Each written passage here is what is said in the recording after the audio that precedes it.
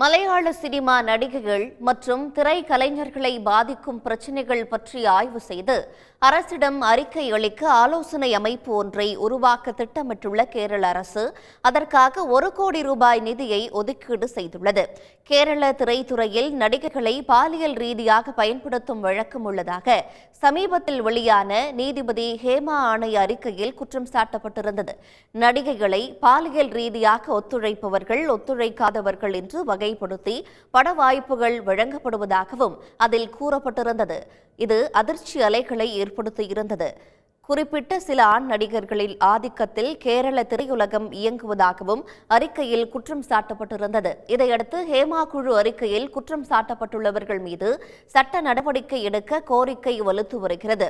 இந்நிலையில் மலையாள சினிமா துறையில் தொழிலாளர்களை பாதிக்கும் பிரச்சினைகளை ஆய்வு செய்து அரசிடம் அறிக்கை அளிப்பதற்காக ஆலோசனை அமைப்பு ஒன்றை ஏற்படுத்த திட்டமிட்டுள்ளதாக கேரள அரசு அறிவித்துள்ளது.